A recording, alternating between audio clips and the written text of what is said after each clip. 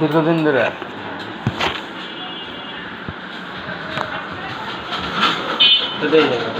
খালি ওই জায়গায় দেখি দেখি ভালো করে দেখা। এই যে মোটা মোটা এগুলা, হ্যাঁ ও এই পাশে নাই, শুধু ওইখানে না?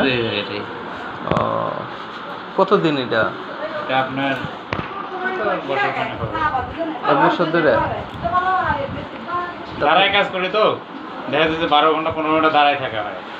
কি কাজ করেন? আগে মেন হলে সুটারে কাজ করতেন। ও এমনি কোনো ব্যথা বিঘ্ন হয় না? কোনো ব্যথা ব্যথা নেই, রোগগুলো জড়ো হয়ে আছে, রোগগুলো মোটা হয়েছে। বুঝতে পারছি। এমনি কোনো ব্যথা বিঘ্ন নাই না?